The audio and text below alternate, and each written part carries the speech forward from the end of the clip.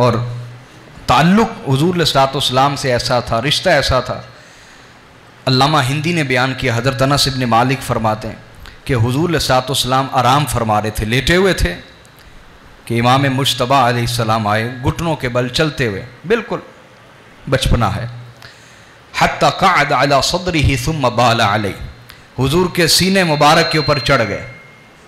تو حضرت انس نے اتارنا چاہا امام حسن کو، تو حضور نے فرمایا ویحک یا انس دع ابنی وثمرۃ فؤادی، کہ انس حیرت ہے تو میرے بیٹے کو سینے سے اتارتا ہے، دع ابنی وثمرۃ فؤادی۔ اچھا یہ بات خود حضرت انس بیان کر رہے ہیں، کمال یہ ہے جس میں بعض اوقات ان کی زجر و توبیخ بھی ہو جاتی، بعض معاملات پہ حضور ڈانٹ بھی دیتے، پھر بھی وہ بات خود بیان کرتے۔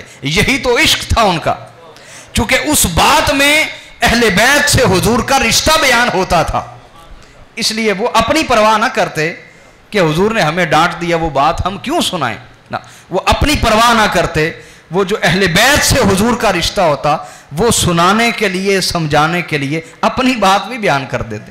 حضور فرماتے ویحک، تعجب ہے تم پر، میرے بیٹے کو سینے سے ہٹاتے ہو، دع ابنی وثمرۃ فؤادی، رہنے دو میرے بیٹے کو اور میرے دل کے پھل کو میرے سینے پہ رہنے دو۔ ثمرۃ فؤادی، ثمر قلب، میرے دل کا پھل، میرے دل کا سکون۔ فإن من آذى هذا فقد آذاني، پس بے شک جس نے اس کو تکلیف دی اس نے مجھے تکلیف دی۔ ومن آذاني فقد آذى اللہ، جس نے مجھے اذیت دی اس نے اللہ کو اذیت دی۔ اب یہاں غور فرمائیں، حضرت انس کیا تکلیف دینا چاہ رہے تھے امام حسن کو؟ سوچئے، صرف سینہ اقدس سے اتارنا چاہ رہے تھے نا، حضور کے سینے سے اتارنا چاہ رہے تھے نا، کہ حضور کے آرام میں خلل نہ آئے، حضور کے آرام میں خلل نہ آئے، بس اتنا چاہ رہے تھے نا کہ حضور کے آرام میں خلل نہ آئے۔ اتنی چاہت پر بھی، حالانکہ وہ حضور کے آرام کا خیال رکھ رہے تھے، لیکن چونکہ امام حسن بالکل بچپنا ہے، انہیں تکلیف محسوس ہونی تھی کہ میں نانا کے سینے پہ چڑھا ہوں، کسی نے اتار دیا۔ اتنی بات پر بھی سرکار نے فرمایا جس نے اس کو تکلیف دی اس نے مجھے تکلیف دی۔ یعنی حسنین اور اپنی اہل بیت کی اتنی بھی تکلیف حضور علیہ الصلوۃ والسلام گوارا نہیں کرتے۔ لہٰذا شاہپور کے لوگوں، یہ آپ کا ذہن کیوں بن چکا ہے کہ ہم اہل بیت کے علاوہ کوئی اور بات کریں تو وہ اچھی تقریر ہوتی ہے، اس موضوع پر بات کی جائے تو وہ اچھی تقریر نہیں ہے؟ یہ کیسی ذہنیت بن گئی؟ یہ اہل بیت کو ستانے والے لوگ تو آج امام بنے بیٹھے ہیں اور علامہ اور مفتی اور شیخ الحدیث بنے بیٹھے ہیں، لیکن اہل بیت اطہار سے وفا کرنے والے جو لوگ ہیں وہ آپ کی نظر میں اہمیت کے حامل ہی نہیں ہیں۔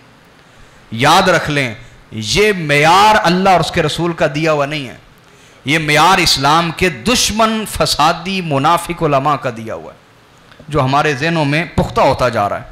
تو امام حسن کو تو اتنی تکلیف بھی حضور علیہ الصلوۃ والسلام نے دیکھی تو برداشت نہ فرمایا، فرمایا اتنی بھی کوئی تکلیف دے گا تو مجھے تکلیف دے گا۔ اور حضور کو تکلیف دینا جانتے ہیں کیا ہے؟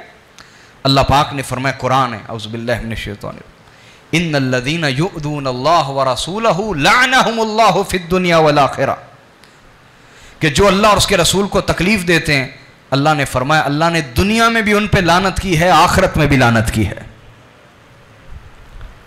اور جو ایسا کر رہے ہیں آپ دیکھیں گے، دنیا میں بھی دیکھیں گے، چاہے وہ علماء ہیں، وہ خطباء ہیں، لعنت ہوگی اللہ کی، اور برباد ہوں گے جو حضور کے خاندان کے خلاف کھڑے ہو چکے ہیں۔